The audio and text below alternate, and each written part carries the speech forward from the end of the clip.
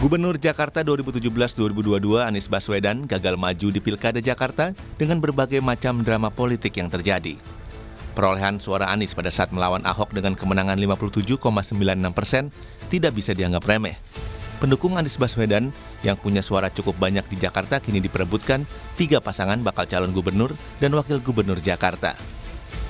Juru bicara tim Pramono Rano, Ciko Hakim menegaskan, tak dipungkiri, program Anies cukup baik dan diterima warga Jakarta, sehingga Pramono Anung akan mengakomodir dan melanjutkan program Anies Baswedan.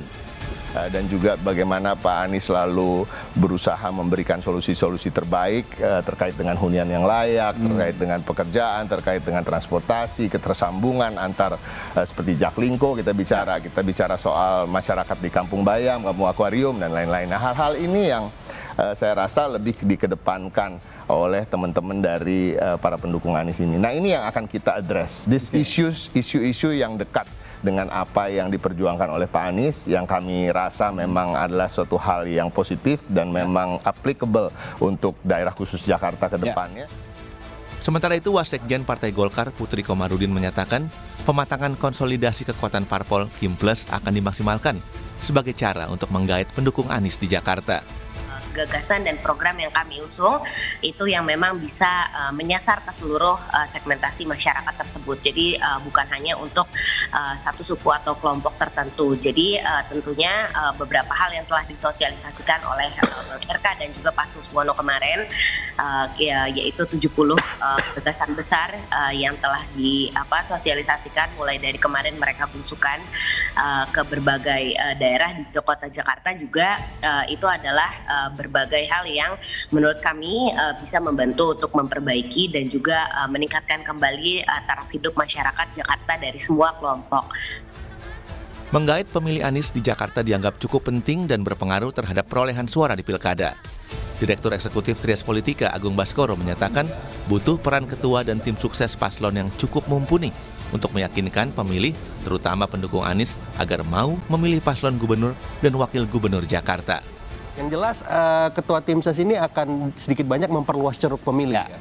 Tapi juga bisa menjadi beban kalau misalnya ketua tim ses dan tim sesnya tidak piawai memainkan langgam politik yang sesungguhnya di darat maupun di udara seperti itu. Sehingga tantangan berikutnya yang paling penting dikondisikan adalah bagaimana tim ini punya tupoksi yang jelas.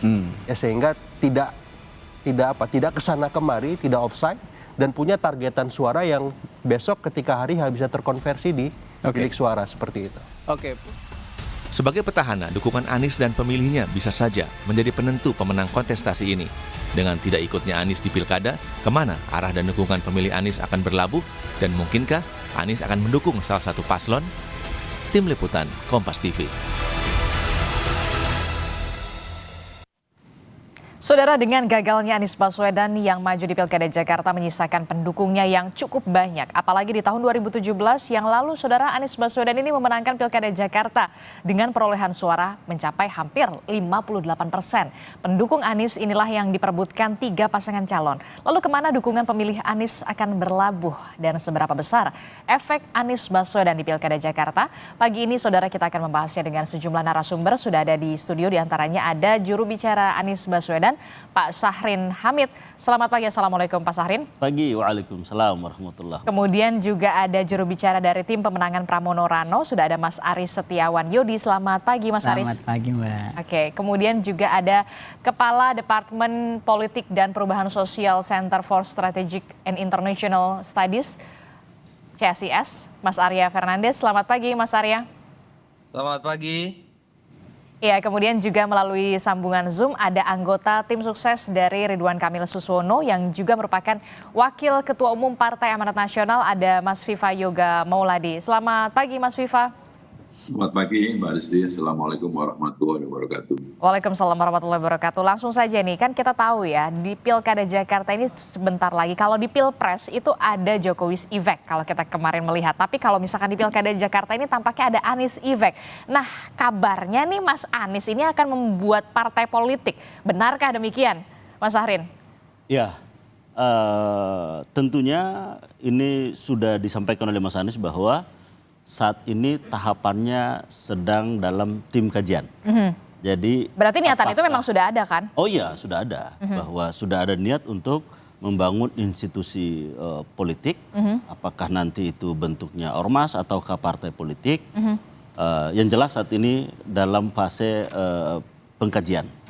Tim pengkajiannya tidak lama lagi akan diumumkan oleh Mas Anies atau oleh timnya sendiri. Oke, jadi niatan untuk membuat atau membuat partai politik Anies Baswedan ini setelah nama Anies Baswedan ini gagal melaju di Pilkada Jakarta. Tidak juga, tidak karena gagal. Tentunya gini, kita tahu bahwa Anies sudah 2017 mengikuti kontestasi politik, 2024 juga mengikuti kontestasi pilpres. Dan yang diusung oleh Mas Anies adalah gagasan-gagasan, ada track record. Nah, ini semua kan memerlukan instrumen politik. Dan kita tahu bahwa partai politik beberapa fungsinya adalah yang pertama menjadi bagian dari edukasi politik, instrumen untuk mengedukasi rakyat. Oke. Yang kedua adalah menjadi agregasi, artikulasi, alat perjuangan aspirasi rakyat. Nah, dan juga yang ketiga adalah menjadi instrumen untuk distribusi kepemimpinan publik ataupun kepemimpinan politik. Nah, ini semua kan terinstitusionalisasi dalam partai politik. Apalagi sistem politik Indonesia sebelum dipilih oleh rakyat atau oleh warga, ada saringan threshold yang harus dilewati, yaitu partai politik. Nah, sehingga partai politik ini memang penting. Oleh karenanya bagi Mas Anies ini patut dipertimbangkan. Apakah nantinya ini menjadi institusi partai politik sebagai instrumen untuk memperjuangkan gagasan-gagasan politik Anies, ataukah misalnya cukup dengan ormas untuk menghimpun kesamaan pikir, kesamaan cita-cita perjuangan. Nah, saat ini tahapannya masih dalam tahap kajian. Ya. Jadi masih membahas antara mau membuat partai politik ataukah mau membuat ormas begitu ya. Tapi kalau banyak yang mengatakan ini sudah saatnya seorang Anies Baswedan kalau tidak mau kemudian bisa dikatakan mengikuti partai politik yang sudah ada begitu ya. Sudah saatnya untuk membuat partai politik karena masanya banyak banget. Itu artinya nama Anies Baswedan tidak akan mengendorse salah satu pasangan calon yang berlaga di Pilkada Jakarta? Ya, memang dari sisi nama, ya kita tahu bahwa kita harus akui nama Anies ya saat ini memang sudah memiliki elektoral yang sudah teruji. Dan kita tahu juga bahwa tokoh-tokoh besar bangsa ini juga selalu membangun instrumen politik melalui partai politik. Ada Amin Rais dulu membangun MARA, kemudian Partai Amanat Nasional, SBY, kemudian menjadi Partai Demokrat, begitu pula Pak Surya Paloh, Nasdem Ormas kemudian menjadi Nasdem sebagai partai politik. Nah, tentunya ini adalah bagian dari instrumen alat perjuangan politik di bidang politik. Nah, terkait dengan Pilkada DKI, ya kita tahu bahwa Anies juga sudah memiliki elektoral fix yang sudah diuji pada Pilkada 2017 maupun pada Pilpres 2024. Dan kalau kita lihat survei-survei bahwa preferensi warga atau aspirasi warga yang tergambar melalui survei-survei politik memang mayoritas. Jadi pertanyaan saya sampai gitu saat ini Mas Anies belum ada niatan untuk mengendorse salah satu 3 paslon begitu? Nah, tentunya Mas Anies saat ini kan sudah menjadi sosok yang dijadikan referensi oleh warga. Kenapa? Pertama adalah sudah melewati atau memiliki rekam jejak masa tugas pada saat 2017-2022. Yang kedua, apa yang dijanjikan itu tertunaikan. Sehingga yang terbentuk adalah trust terhadap Mas Anies. Nah, trust inilah terpersonifikasi kepada Mas Anies. Nah, oleh karenanya masyarakat tentunya para pemilih Anies secara khusus pasti menunggu memang kemana kira-kira arah Mas Anies. Nah, dan sampai saat ini memang betul tidak ada ataupun belum ada. Tidak ada atau belum ada? Belum. Bukan tidak ada ya, belum.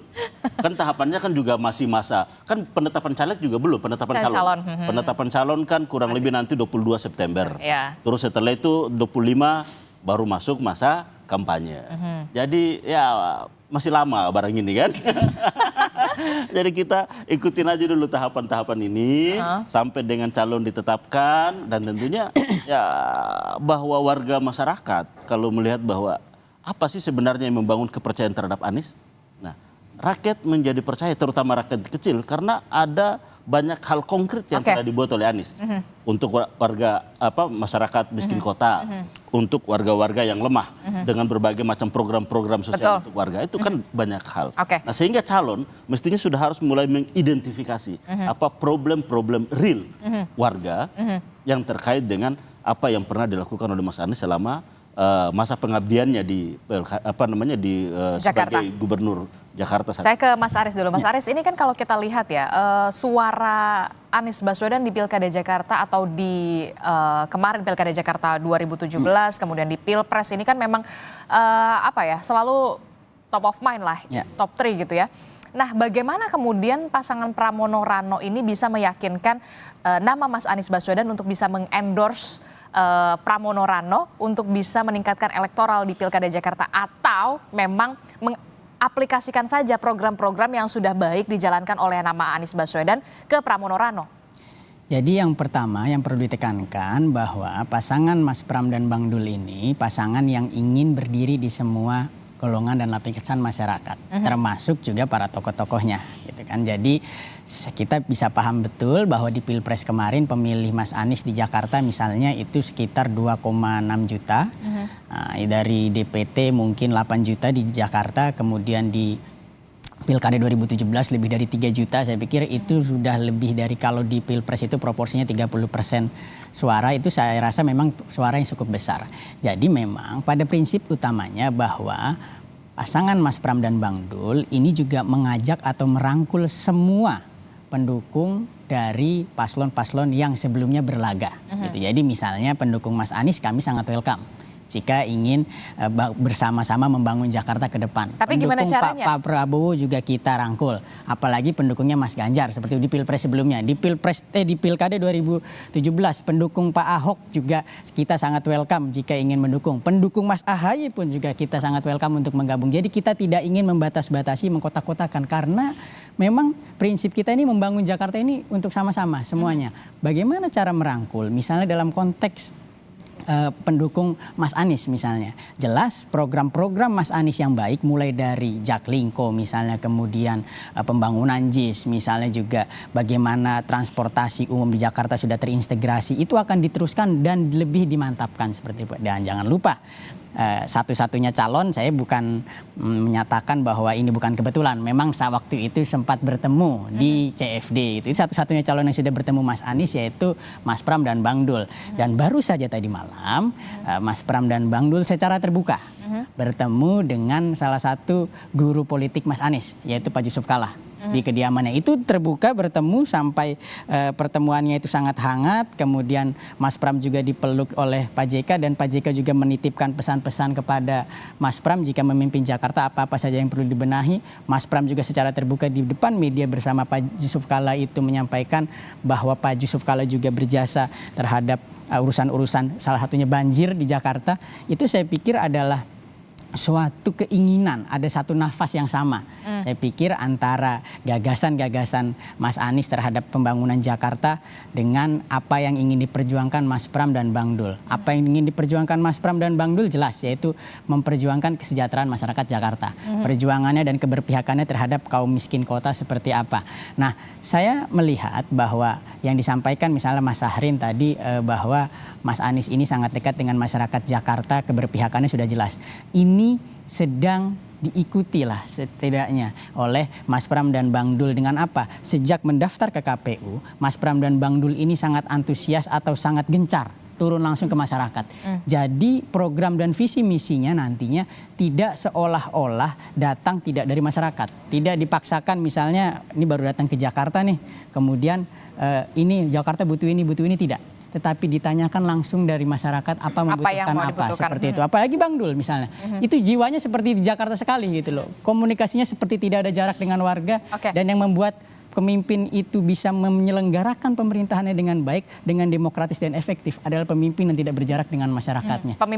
Dan Bang Dul saya rasa sangat Betawi asli ya, sudah 20 tahun beliau ibaratnya mengetahui dan memerankan gitu loh hal-hal sebagai masyarakat Betawi, apa sih kebutuhannya seperti itu. Pemimpin yang baik adalah pemimpin yang memang dekat dengan rakyatnya. Begitu. Salah satunya tadi Anda mengatakan Mas Pram dan juga Bang Dul ini sudah bertemu dengan Pak JK semalam. Ya. Begitu ya. Nah, pertanyaan saya selanjutnya, kalau kemarin kan sudah ketemunya di CFD katanya nggak sengaja. Nah, Betul. kapan jadinya pertemuan agenda yang memang diatur antara Mas Pram dan juga Bang Dul ini untuk bertemu dengan sosok Anies Baswedan yang kita tahu merupakan gubernur Jakarta yang juga popularitasnya tinggi sekali kalau memang mau mengikuti program-program yang sudah ada di Jakarta. Betul. Jadi Mas Pram dan Bang Dul ini juga secara saya sampaikan calon yang sejauh ini paling lengkap bertemu dengan gubernur-gubernur DKI sebelumnya.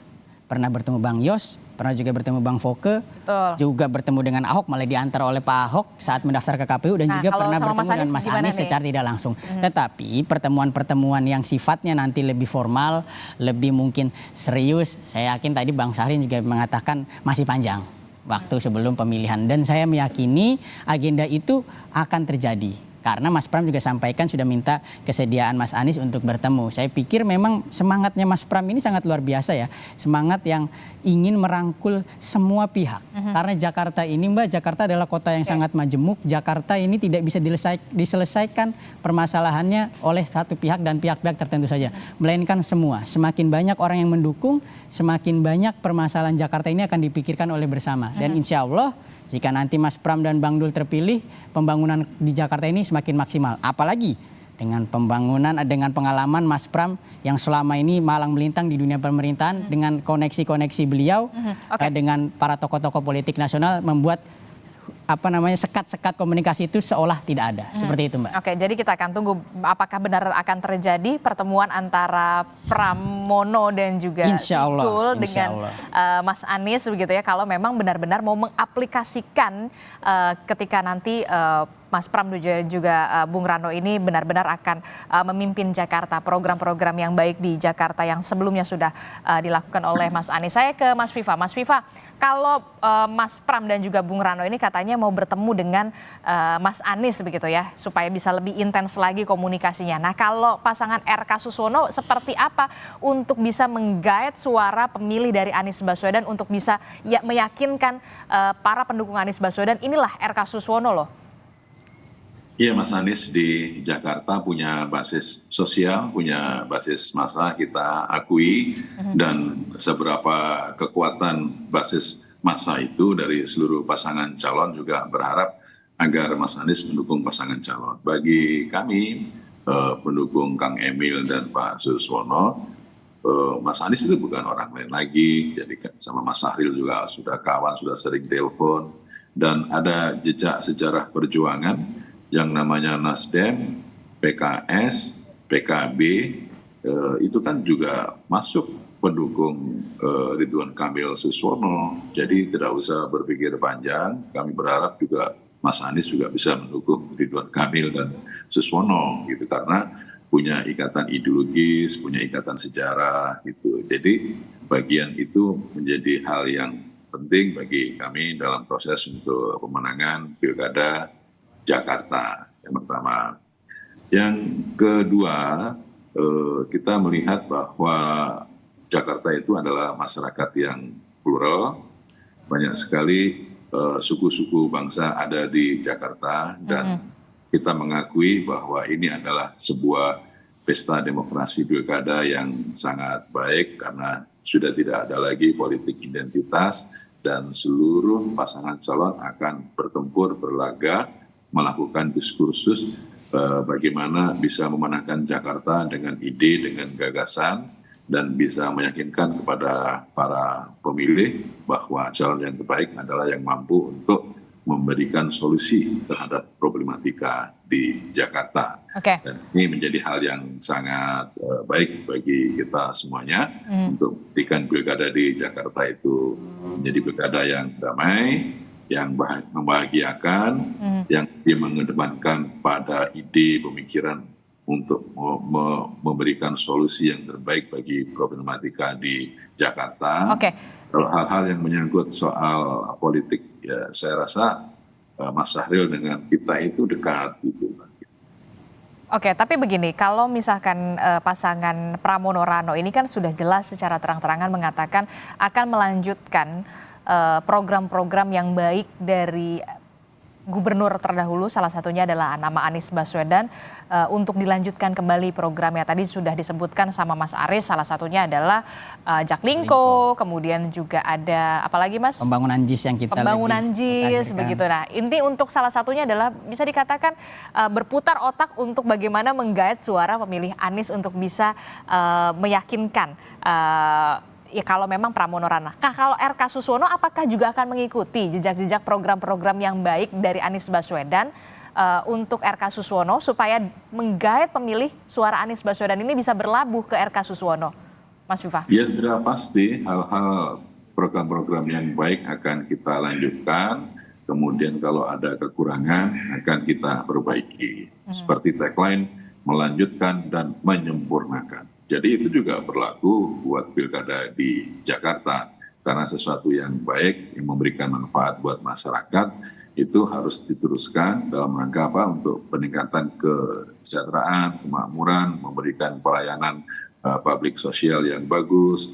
Kemudian kalau kemudian ada beberapa kekurangan, ya kita perbaiki bersama-sama dengan seluruh masyarakat, dengan seluruh anggota dewan, dengan seluruh stakeholder yang terlibat dalam rangka pembangunan di Jakarta agar Jakarta bisa lebih baik, lebih maju. Jadi program untuk itu terus akan kita lanjutkan dan kita sempurnakan. Oke, akan disempurnakan oleh pasangan RK Suswono jika memang nanti akan terpilih. Tapi begini, apakah ada niatan atau rencana untuk bertemu dengan Anies Baswedan begitu pasangan RK Suswono? Kalau Kang Emil, Ridwan Kamil ya beberapa kali ketemu dengan Mas Anies, ya, baik yang terpublikasi maupun tidak terpublikasi. Jadi pertemuan itu ya menurut kami sesuatu yang baik untuk menyambung silaturahmi, tetapi yang lebih penting dari itu adalah adanya ikatan historis, adanya ikatan perjuangan yang sama antara Mas Anies dengan koalisi pendukung Ridwan Kamil dan Suswono, dan itu menjadi hal yang sangat penting agar para pendukung Mas Anies kita akan minta untuk bisa bergabung dengan Ridwan Kamil dan Suswono dalam rangka untuk melanjutkan pembangunan Jakarta. Program-program yang sudah dirintis oleh Mas Anies yang baik akan kita lanjutkan, dan kalau ada kekurangan kita perbaiki secara bersama-sama. Oke, sebenarnya nafasnya sama begitu ya. Apa yang sudah baik program di Mas Anies sebelumnya ini akan disempurnakan lagi, kemudian diikuti lagi Mas Sahrin. Itu artinya saya bisa mengatakan memang benar-benar berpengaruh, sebegitu berpengaruhnya sosok Anies Baswedan termasuk juga program-programnya, tentu saja gagasannya. Nah, yang kemudian menjadi pertanyaan saya Mas Arya selanjutnya adalah seberapa besarkah faktor Anies atau Anies effect? Kalau di Pilpres kemarin ada Jokowi's effect. Kalau di sekarang benarkah di Pilkada Jakarta ada Anies effect, Mas Arya Fernandes? Baik, Pilkada Jakarta kali ini saya kira agak berbeda dibandingkan sebelumnya ya. Kita lihat sejak 2017 salah satu pilkada yang paling kompetitif itu Pilkada Jakarta. Karena selain menganut run of election, di mana kandidat yang menang sebagai dan ditetapkan sebagai gubernur itu harus mendapatkan suara di atas 50%, tetapi sekarang Pilkada Jakarta menurut saya tidak lagi semenarik sebelumnya. Ya. Kenapa begitu?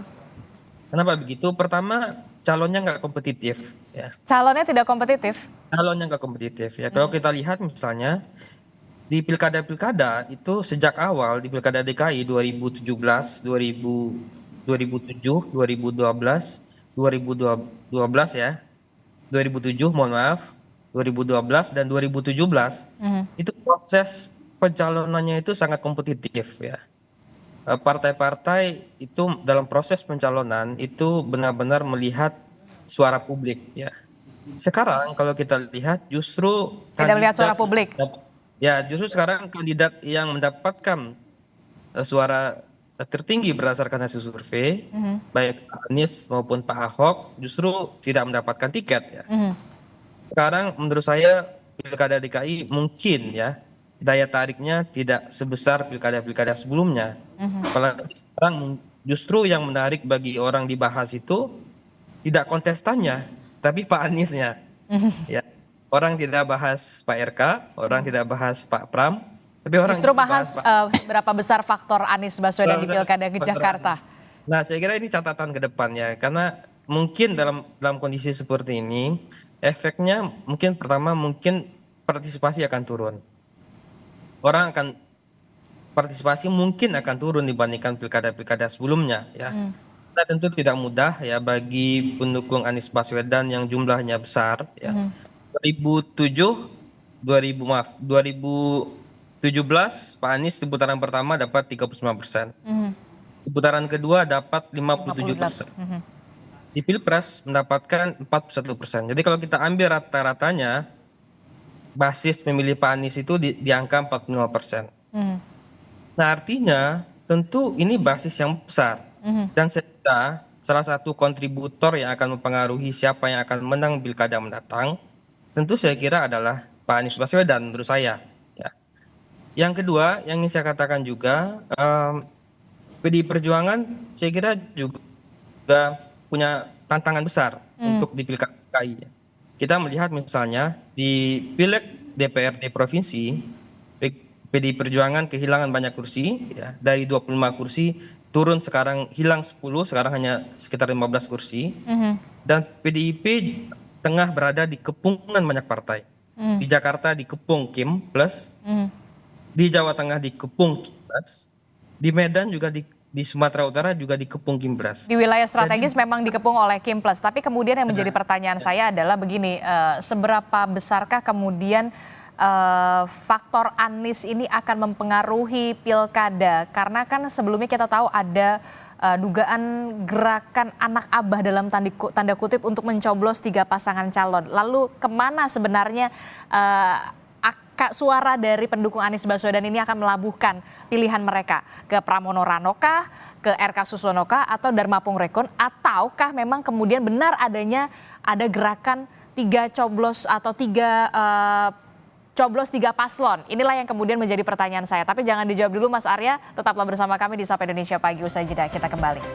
Terima kasih Anda masih bersama kami dalam Sapa Indonesia Pagi. Saudara masih membahas bagaimana soal Pilkada Jakarta, menakar efek Anies Baswedan di Pilkada Jakarta 2024 setelah sosok Anies Baswedan ini tidak mendapatkan tiket untuk berlaga di Jakarta. Masih bersama saya sudah ada Bung Arya Fernandes, kemudian juga ada dari Pramono Rano, kemudian juga dari Mas Anies, kemudian juga dari dari RK Susono, juga ada Mas Viva.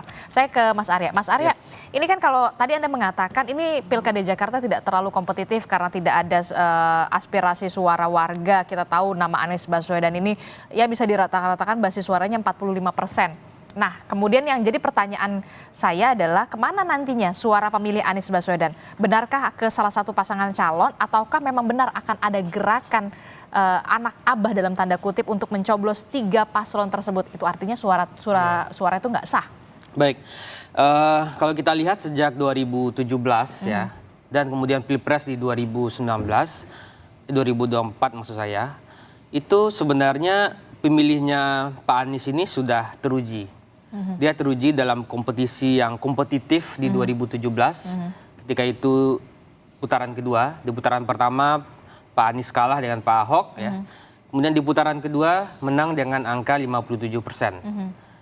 Nah, kemudian teruji lagi di Pilpres yang kompetitif di 2024. Artinya dalam rentang waktu itu sebenarnya Pak Anies memiliki basis suara yang loyal, yang jelas, ya. Dalam kondisi Pilkada Jakarta tentu saya kira faktor endorsement dari beliau ini akan sangat mempengaruhi wajah Pilkada DKI. Siapa yang akan menang, kemana suaranya akan berlabuh. Tapi kita ambil contoh misalnya Pilpres 2024 kemarin. Pak Jokowi sebagai petahana kita kenal punya daya dorong, daya pikat yang besar. Di saat awal ketika itu Pak Jokowi dilihat oleh masyarakat mulai condong ke Pak Ganjar ketika itu, Pak Ganjar suaranya cukup naik tinggi, kemudian pada satu titik mengalami masa peaknya, stagnasi dan perubahannya Pak Jokowi mulai kelihatan mengendorse Pak Prabowo dan mulai terjadi perubahan. Di Pilkada DKI Jakarta saya kira pilihannya tentu di sisi Pak Aniesnya ya. Apakah Pak Anies akan menunjukkan dukungannya kepada salah satu dari 2 kandidat ini, apakah ke Pak Pram atau Pak RK, dan itu akan saya kira akan menentukan. Karena kalau kita lihat basisnya suara Pak RK itu kecil di bawah Pak Ahok. Pak Ahok itu sekitar 30% berdasarkan survei terakhir. Pak RK hanya kurang dari 20%. Mas Pram juga saya kira mungkin juga lebih kecil dibandingkan Pak RK. Jadi saya kira setengah dari populasi Jakarta itu masih akan dipengaruhi oleh kemana Pak Anies Baswedan. Tapi yang juga kemudian jadi pertanyaan saya, apakah nanti Anies Baswedan ini akan menunjukkan keberpihakannya ke Mas Pram atau ke Bung RK? Itulah yang kemudian jadi pertanyaan untuk mempengaruhi, atau memang ya sudah tidak akan kemana-mana nih? Ada dua pilihan saya kira. Pilihan yang pertama itu akan bergantung soal Pilpres 2029. Ya.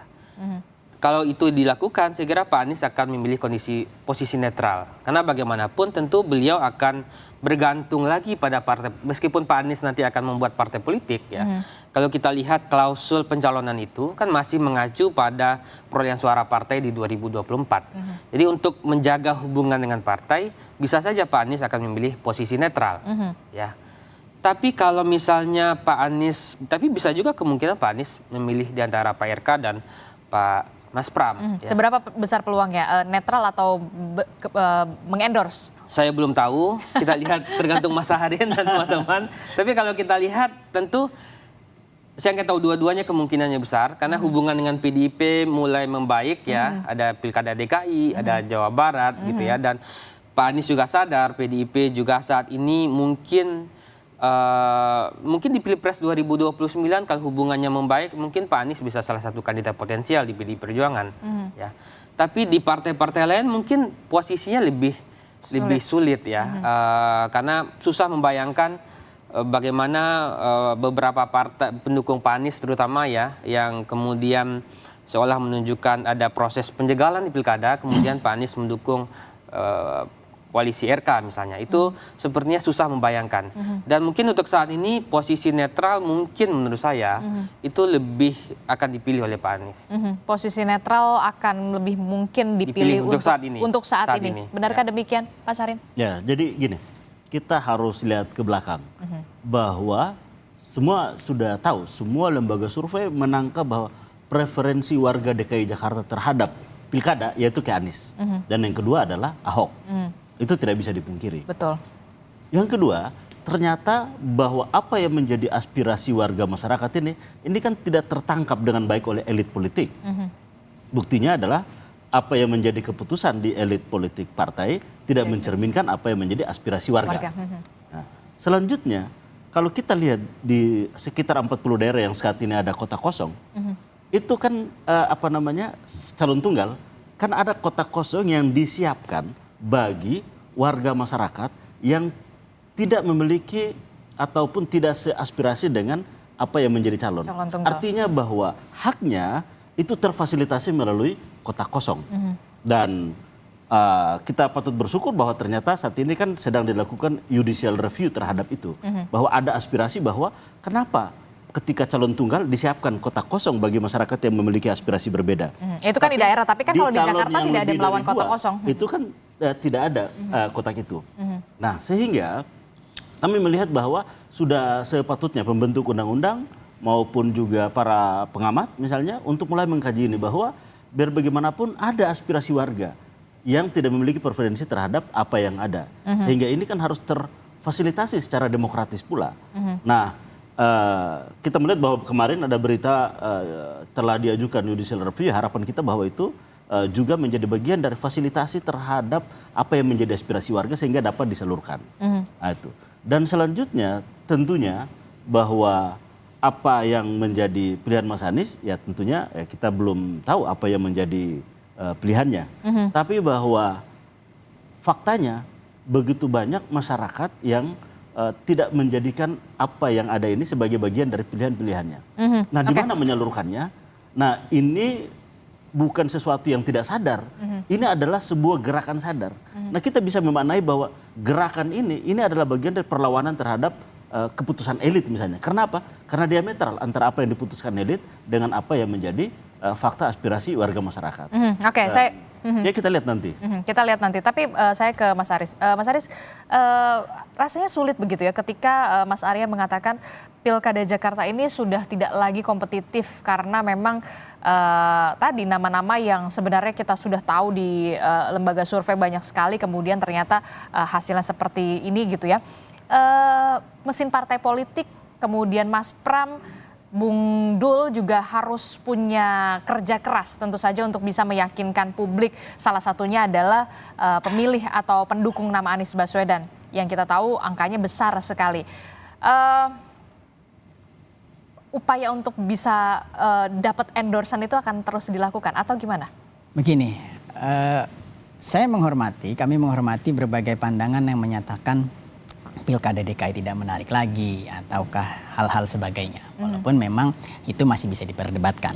Kami menangkap hal yang berbeda misalnya ketika kita turun langsung ke masyarakat, itu antusiasme masyarakat yang sangat luar biasa terhadap pasangan Bang Dul dan Mas Pram. Misalnya Bang Dul itu sampai nyanyi-nyanyi bareng, kemudian kemarin pipinya Mas Pram dan Bang Dul dicubitin warga, itu saking antusiasnya. Saya pikir bagaimana dan mengapa masyarakat Jakarta itu sangat mencintai Anies, juga mencintai Ahok misalnya, karena dua tokoh ini menjadi top of mind di Pilkada DKI di berbagai lembaga survei adalah bagaimana kemampuan mereka dalam memimpin, juga kebijakan-kebijakan yang ditawarkan kepada masyarakat Jakarta dan sudah dijalankan. Mas Anies misalnya terbukti terlihat terkait dengan kebijakannya terhadap kaum miskin kota misalnya. Kemudian juga bagaimana Mas Anies membangun transportasi publik yang terkoneksi hingga ke pelosok-pelosok dengan RP0 Jaklingko, itu luar biasa. Dan kebijakan itu akan dilanjutkan bahkan disempurnakan oleh Mas Pram. Juga Pak Ahok misalnya, bagaimana tim Oren yang ketika ada banjir atau ada hal di depan rumah kemudian kita lapor langsung datang, itu juga akan diperpanjang kontraknya misalnya. Sekarang menjadi nanti ketika insya Allah Mas Pram dan Bang Dul itu menjadi gubernur dan wagub DKI misalnya menjadi 3 tahun. Kemudian pengaduan masyarakat langsung ke balai kota juga akan diteruskan kembali oleh Mas Pram dan Bang Dul. Jadi komitmen kebijakan inilah yang menjadi nafas dan semangat Mas Pram dan Bang Dul untuk membangun Jakarta. Dan saya yakin karena semangat Mas Anies juga dan Pak Ahok juga ini sebagai tokoh yang ingin melihat Jakarta maju. Kan masyarakat Jakarta sangat mencintai beliau. Beliau ingin melihat Jakarta ini maju. Jadi saya pikir apakah itu nanti netral, apakah itu nanti mengendorse salah satu calon, itu juga tidak ada masalahnya. Karena kita lihat juga karena pemilih Jakarta ini punya logika elektoral yang cukup berbeda begitu ya. Karena rasional, realistis dan juga punya tingkat pendidikan yang memang cerdas bisa dikatakan. Rasional dan realistis itulah yang saya meyakini bahwa kebijakan yang menjadi semangat utamanya, apalagi ketika nanti Mas Anies mengendorse salah satu paslon. Dan kami yakin ya, tidak mengklaim salah satu dukungan dari Mas Anies, enggak, tetapi memang saya memiliki pandangan bahwa semangat itu ada. Misalnya beberapa kawan-kawan dari tim pemenangan Anies Mas Anies di 2024 lalu menjadi bagian dari tim pemenangan kami juga. Nah, ini yang saya pikir juga pertemuan-pertemuan yang tidak sengaja, walaupun kita bisa ya, sampaikan bahwa tidak ada yang kebetulan, misalnya seperti itu. Misalnya Tuhan memberikan, sama-sama nih Mas Anies dan Mas Pram dan Bang Dul punya semangat bangun Jakarta dengan lebih baik, ya Tuhan memberikan jalan bertemu. Seperti itu bisa saja. Nanti kita akan lihat bagaimana nanti ke depannya ya. Saya terakhir ke Mas Viva. Mas Viva, ini kan kalau kita lihat ya, pemilih Jakarta ini betul yang tadi dikatakan rasional, realistis. Kemudian apakah cukupkah hanya dengan mengikuti program-program yang sudah dilakukan oleh gubernur terdahulu? Salah satunya mungkin Anies Baswedan ini bisa menjadi salah satu hal yang meyakinkan pemilih Jakarta untuk memilih salah satu pasangan calon, misalkan R.K. Suswono. Mas Viva. Kita akan sosialisasi untuk memberikan program-program yang menjadi bagian dari kepentingan masyarakat yang sekarang ini sedang ada. Dan yang kedua, kita akan melakukan pertemuan-pertemuan secara rutin, secara masif dengan mengedepankan mesin organisasi partai yang begitu kuat, karena masing-masing partai politik tentu memiliki basis sosial dan basis suara sendiri-sendiri, nanti akan kita konsolidasikan secara efektif, efisien, menjadi kekuatan elektoral untuk memenangkan pasangan calon RK Suswono. Jadi kebutuhan terhadap sosialisasi dan pertemuan dengan masyarakat Jakarta itu penting bagi kami untuk mengetahui apa saja aspirasi yang menjadi bottleneck yang harus kita kembangkan dan harus kita tingkatkan agar Termasuk itu juga solusinya ya, menjadi Mas Viva. program yang solutif bagi pembangunan di Jakarta. Intinya bahwa kalau kemudian ada gerakan coblos 3 pasangan calon itu ya sebaiknya dihentikan karena itu mungkin karena rasa kekecewaan, kita menyadari itu, tapi itu bukan menjadi bagian dari program untuk meningkatkan demokrasi dan sebaiknya ini akan kita tingkatkan dari para penyelenggara KPU, Bawaslu untuk terus melakukan sosialisasi agar apa? Tingkat partisipasi bisa meningkat. Kalau di Pilkada 2017 kan sekitar 78%, lebih tinggi daripada partisipasi nasional yang 77%. Nah, kita harapkan untuk Pilkada Jakarta itu lebih dari 78% karena partisipasi itu akan sangat menentukan bagian legitimasi sebagai bagian representasi masyarakat untuk memilih pemimpinnya. Dan ini akan menjadi tanggung jawab bukan hanya seluruh partai politik penyelenggara, tetapi juga seluruh stakeholder kekuatan-kekuatan yang ada di Jakarta untuk bersama-sama membangun Jakarta dengan mengedepankan tingkat partisipasi yang lebih tinggi lagi. Oke, kita harapkan memang partisipasi pemilih ini dari 5 tahun yang lalu sampai sekarang ini ada peningkatan. Mas Arya, terakhir, cukupkah kemudian pasangan calon RK Suswono, Pramono Rano, Dharma Pongrekun ini hanya mengikuti saja atau menyempurnakan saja program-program yang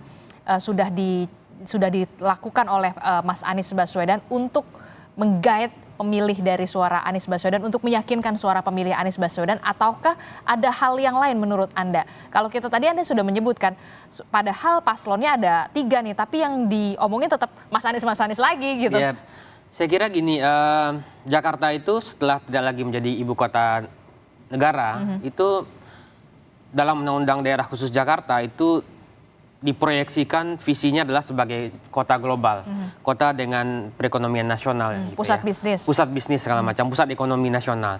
Jadi saya kira mungkin kontinuitas penting, tapi di satu sisi yang lain itu kandidat memang harus punya satu gagasan baru, program baru yang bisa mendukung visi Jakarta sebagai kota global. Jadi harus ada program baru. Saya kira harus ada program baru yang mungkin tidak lagi program-program yang biasa.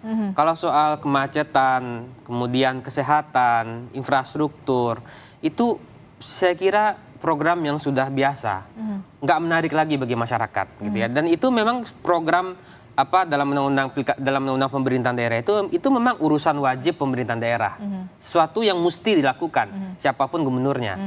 Jadi saya kira untuk mendukung visi Jakarta, memang kandidat harus punya visi jangka panjang, step by step untuk mendukung gagasan kota Jakarta sebagai kota global. Itu yang pertama. Yang kedua menurut saya tentu juga adalah karena Jakarta ini punya pendapatan asli daerah yang besar dan APBD-nya besar, 80 triliun plus gitu ya. Tentu proses penganggaran yang transparan, ya, proses penganggaran yang partisipatif itu juga jadi penting juga untuk memastikan agar anggaran-anggaran Jakarta itu dinikmati oleh warga Jakarta. Dan tepat sasaran. Dan tepat sasaran. Kita akan tunggu bagaimana tidak hanya untuk mengikuti saja program-program dari Anies Baswedan, dari Ahok, tapi juga kita tunggu tentu saja ada program-program yang benar-benar baru, benar-benar fresh dari ketiga pasangan calon ini untuk bisa menyelesaikan permasalahan yang ada di Jakarta tentu saja dengan solusi. Begitu ya. Terima kasih Mas Arya Fernandes, Mas Aris, Mas Arin, terima kasih telah bergabung bersama kami di studio dan juga sudah ada Mas Viva Yoga melalui sambungan Zoom sudah bergabung juga bersama kami. Terima kasih Bapak-bapak. Selamat pagi. Assalamualaikum. Pagi Mas Viva.